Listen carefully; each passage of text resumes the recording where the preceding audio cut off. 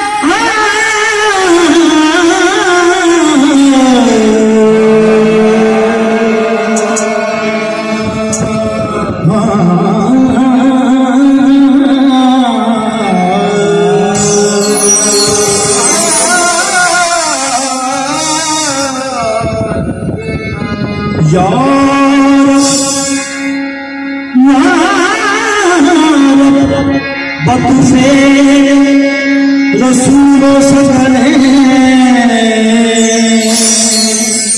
यार बतुफे फातहे बदरोले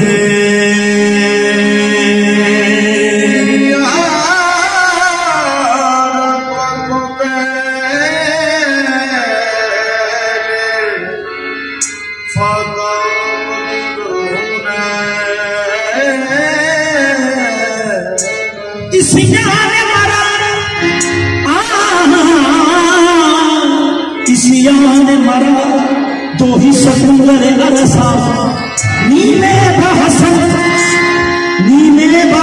बाबक नीले बहुसैन।